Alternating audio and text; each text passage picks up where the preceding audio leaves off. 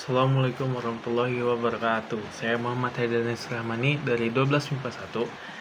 Di kesempatan kali ini saya akan menjelaskan tentang mutasi. Nah, yang pertama itu ada mutasi somatik dan juga mutasi germinal.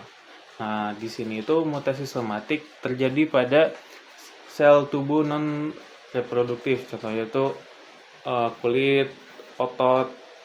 Nah, dan ini juga sifatnya itu tidak diwariskan kepada keturunan kalian. Lalu mutasi germinal di sini terjadi pada sel gamet atau sel telur dan juga sel sperma. Di sini itu dia sifatnya diturunkan kepada keturunan. Kemudian ada contoh kasus dari mutasi somatik, yaitu kan mutasi somatik terjadi pada sel tubuh, yaitu salah satunya sel kulit. Nah, di sini kalau kulit kalian terlalu banyak terpapar sinar matahari langsung tanpa pelindung, tanpa adanya baju lengan panjang atau tanpa sunscreen, sel kulit kalian akan mengalami mutasi sel. Sel kulit kalian akan mengalami mutasi yang akhirnya akan menjadi kanker kulit.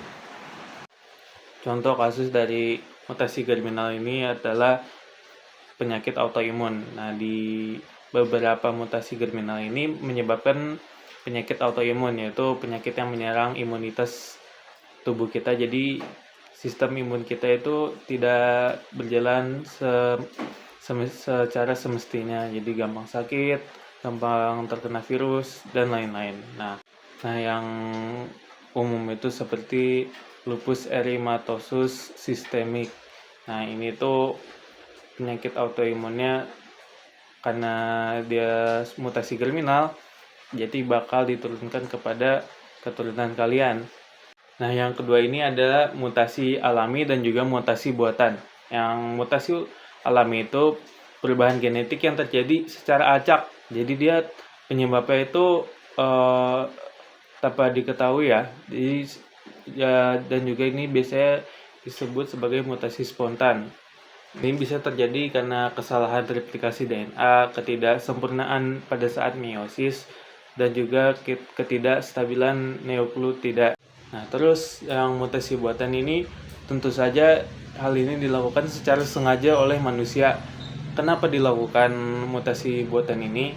Yaitu mempunyai beberapa manfaat. Contohnya itu pada hewan ternak dan juga buah-buahan, di mana buah-buahan ini dibuat lebih jadi bentuk yang lebih disenangi manusia. Contohnya tuh semangka kan banyak bijinya. Nah, di sini dilakukan mutasi buatan yang dimana semangka ini malah jadi nggak ada bijinya, jadi lebih gampang dimakan dan juga nggak usah ribet-ribet.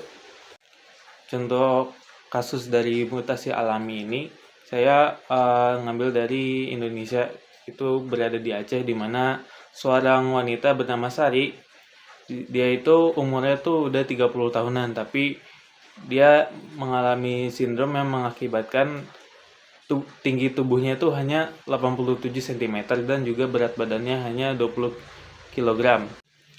Hal ini tuh bisa terjadi karena dia mengidap sindrom Turner, di mana seharusnya wanita itu mempunyai 2 salinan kromosom seks X. Nah, namun pada yang pengidap sindrom Turner ini, mereka hanya memiliki satu. Nah, yang contoh kasus mutasi buatannya ini seperti yang tadi saya bilang, ini tuh terjadi di Jepang, di mana Profesor Hitoshi itu dia melakukan penelitian dan juga eksperimen mutasi buatan, di mana dia mengubah semangka yang tadinya banyak bijinya menjadi tidak ada bijinya.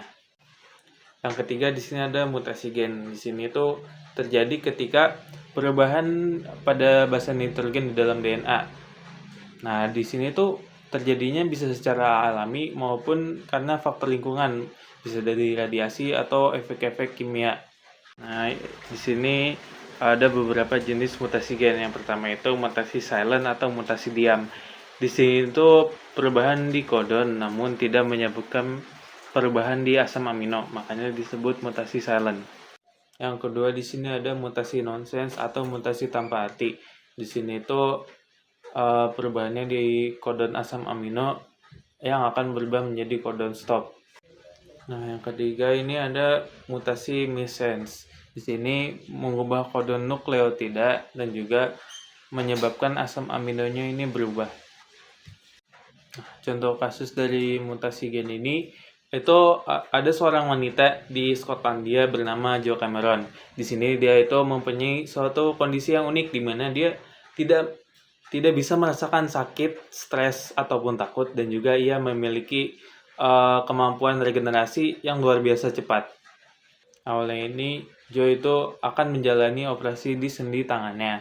Terus ia mengobrol dengan dokter anestesinya, di mana dokternya akan mengatakan bahwa di sini tuh operasinya akan menjadi sangat sakit untuk Joe. Namun setelah operasi, Joe itu tidak merasakan sakit sama sekali. Nah, kemudian dilakukan penelitian pada Joe. Di sini ternyata setelah 6 tahun penelitian ditemukan bahwa di badan Joe ini terjadi mutasi gen pada FAH-OUT yang dimana mengakibatkan Joe ini tidak bisa merasakan rasa sakit, rasa takut, ataupun stres, dan juga dia mempunyai kemampuan regenerasi yang luar biasa. Sekian dari saya. Mohon maaf atas kekurangan dan kesalahan yang saya buat. Assalamualaikum warahmatullahi wabarakatuh.